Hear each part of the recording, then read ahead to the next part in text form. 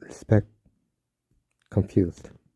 The analysis announcement brought financial people rustling toward EDA, but they are missing the point.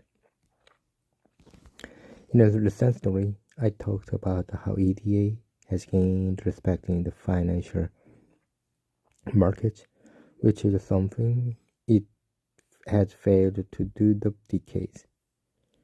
EDA, in the eyes of Wall Street, had become a prodder through good times and bad, failing to achieve the growth shown by semiconductor companies or foundries or rapid rise to glory of other software companies.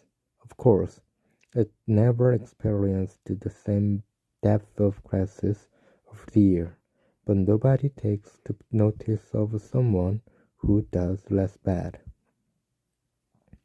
At the same time, EDA companies offered no dividends because of the reinvestment rate needed to maintain their technology. And while they had built a very strong defensive moat around the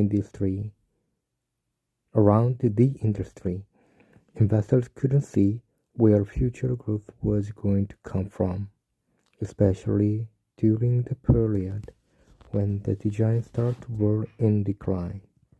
After the 90s, mergers and acquisitions in the industry started to decline. The industry has already gone through significant consolidation, and while some did happen, it was not enough.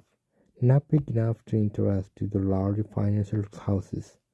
Those are often the people who push further consolidation, just so they can get a cut of the action. This all started to change a couple of years ago, thanks to things like the trade war with China and CHIPS Act. People outside the industry started to understand that it is actually important. As Neil Han at Gmail said that story. Even though we had been changing the world in a daily basis, we have not been seen.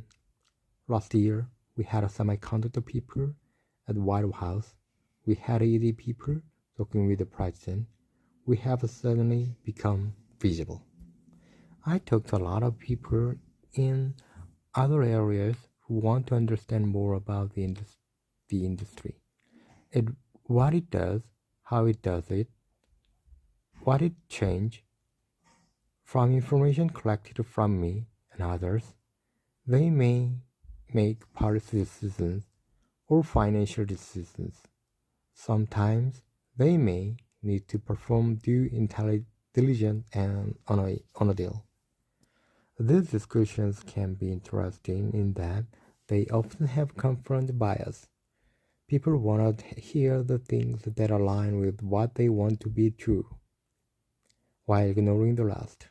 Others clearly want me to summarize everything I've written over the past 2 years into a 30-minute discussion. Some say they want details about XYZ, when in reality they don't understand the basic concept. These people are often in a situation of they don't know what they don't know. They want an easy explanation where none exists. Or they want to understand one thing. They need the background information and they don't have time to gather that. In some cases, they just do not have the necessary engineering background. They are often asked to do the impossible in little time. Having said that, I did have to chuckle a little over the recent announcement of the pending merger between Synopsys and Ansys. There is a rush to be the first to break something, and then can force them to make a silly mistake. In this case, Synopsys is an AI company. According to a news site, and Ansys was a graphic software maker, according to a popular financial TV station. But the point of this blog is not to poke fun. It is to highlight the difficulty we have in communications with the people outside the industry. Even different groups with the high tech have this difficulty. How many times have you seen hardware developers and software writers sitting down discussing product details? Until recently, Foundries and EDA didn't talk much. A new standard group proposal within Axelera has been looking at how to enable systems companies to speak with semiconductor companies. One of the reasons for the Synopsys Sciences merger is that the system industry and semiconductors are coming closer together, and the EDA is right in the middle of it. The Siemens Mentor acquisition was an early example of this.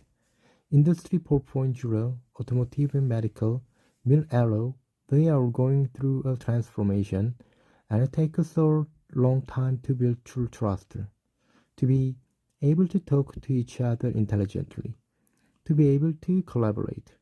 In the merger statement, Synopsys acknowledged this, saying that significantly expanded their total addressable market.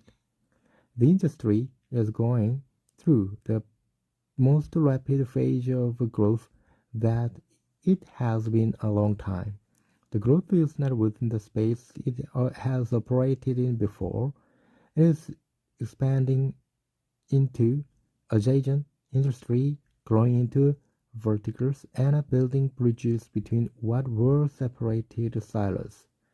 And that is what makes the Synopsys Ansys deal so interesting. Thank you.